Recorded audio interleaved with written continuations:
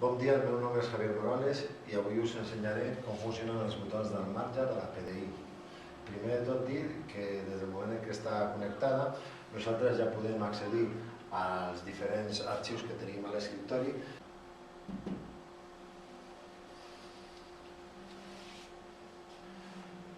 Obrint el programa de la Starboard se'ns oferirà una pàgina en blanc i sobre aquesta pàgina en blanc podem fer diferents accions.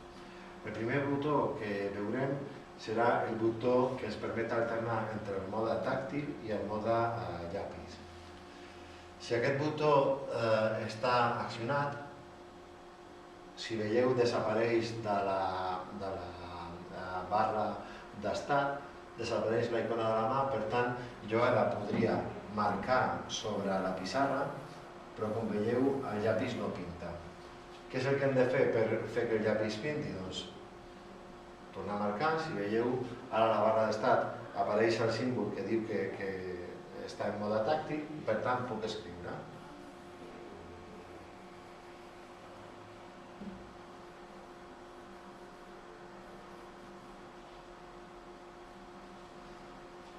Molt bé, si en un moment donat nosaltres tenim per exemple un PowerPoint o qualsevol altra aplicació que volem senyalar sobre la pissarra però no volem que faci per exemple l'acció de passar a la diapositiva següent, que és molt incòmoda, llavors per garantir que podem tocar la pissarra sense que faci l'acció del clic del ratolí, l'única cosa que hem de fer és tocar un altre cop aquest botó i amb això desapareix de la barra d'estat la indicació que està en mode tàctil i un altre cop, si intento dibuixar, com veureu, no dibuixar, per tant puc assenyalar, puc tocar la pissarra amb la garantia que no em passarà pàgina ni em dibuixarà quan no vull que ho faci.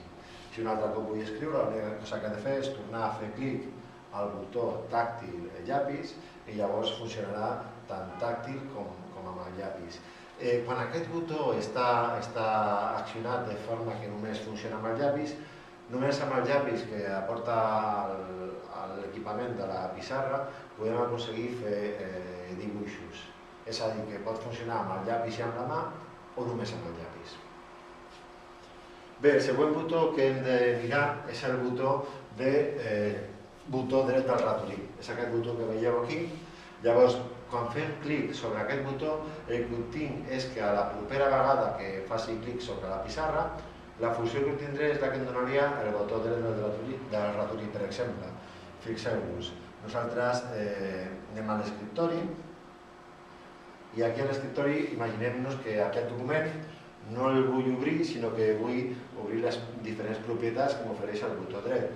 Llavors faig clic al botó dret del ratolí i el que faig és que se m'obre la possibilitat d'imprimir-ho, o bé enviar-ho, o bé copiar-ho, retallar-ho, etc. La propera vegada que faci clic, aquesta opció ja ha desaparegut, és a dir, que el que farà serà mirar d'obrir el document.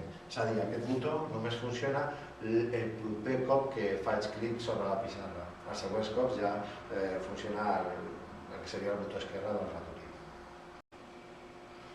Bé, el següent botó que hem de veure és el botó que ens permetrà amagar o mostrar la barra flotant. La barra flotant d'eines jo la puc moure sempre arrossegant-la d'una banda a una altra de la pissarra. Però en alguns moments a mi em pot interessar fer-la desaparèixer.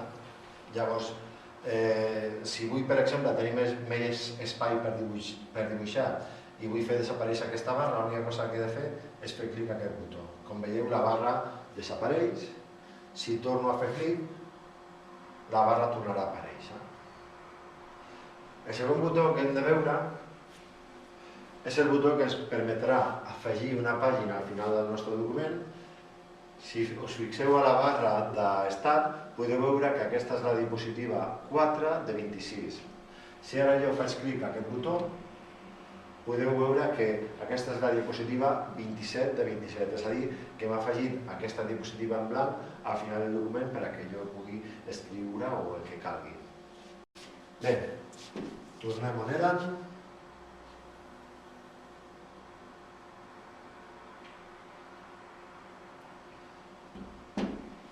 Els següents botons el que em permeten és anar a la pàgina anterior o bé anar a la pàgina següent. Aquest botó em permet anar a la pàgina anterior, per tant, si us fixeu, si faig clic, torno a ser al botó que us havia mostrat abans, i l'altre botó em permet anar a la pàgina següent, és aquest botó que em permetrà anar a la pàgina següent.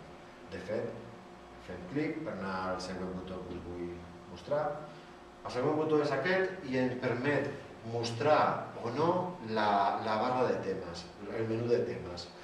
Quan jo estic navegant fora del meu document, és a dir, suposem que per exemple estic a l'escriptori, però des de l'escriptori jo vull anar a algun dels documents que tinc dintre del meu document llarg. El que puc fer és demanar que surti el meu llistat de temes.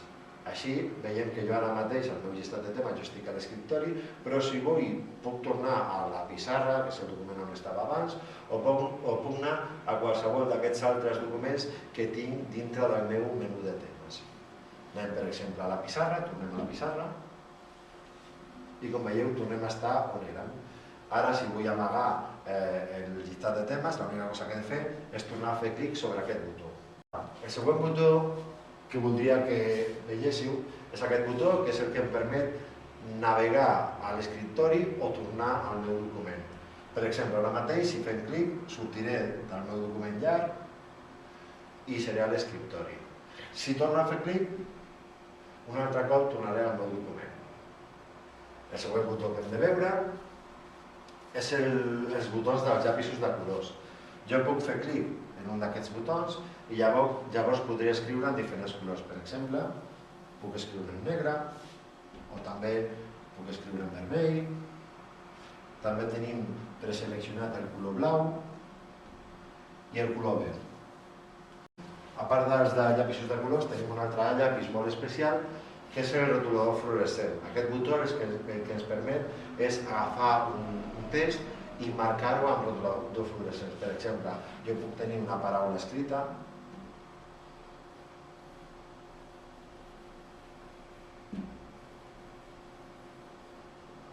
i sobre aquesta paraula jo puc voler subratllar-la. Llavors el que farem serà que agafarem aquest botó i com veieu l'efecte que té és destacar-la del text. Bé, el següent botó que hem de veure és el botó esborrador. Aquest botó el trobarem a continuació. Si us fixeu, podem tornar ara a la pàgina d'abans. Suposem que vull esborrar aquest text que he introduït. Llavors l'única cosa que has de fer és seleccionar el botó esborrador i esborrar el que he escrit. I l'últim botó del qual m'agradaria parlar-vos és el botó de calibratge. Els botons 1 i 2 són botons que es poden configurar perquè facin una funció determinada. El botó 1 per defecte està configurat perquè tingui l'opció de calibrat de la pissarra. De vegades ens passa que nosaltres volem fer clic a un punt concret o volem escriure en un punt concret i la pissarra està descalibrada de forma que la pissarra reconeix que hem tocat en un altre punt diferent del que hem tocat nosaltres veritablement. Llavors, quan això passa, és molt útil l'opció aquesta del calibratge. Hem de calibrar la pissarra, ens apareixen 9 punts que es van marcant de color vermell i a mesura que es van apareixent aquests punts, nosaltres el que hem de fer és marcar el centre. Us recomano que en comptes de marcar directament sobre el centre, el que fem és que des de fora arrosseguem el dit i marquem amb molta precisió justament al centre. Quan retirem el dit de la pissarra serà el moment en el qual la pissarra doni per bo el punt de calibració i emetrà aquest soroll que heu escoltat, aquest senyal acústic. Com veieu, anem mica en mica, amb tota la precisió de que siguem capaços i anem fent el recorregut per aquests 9 punts vermells.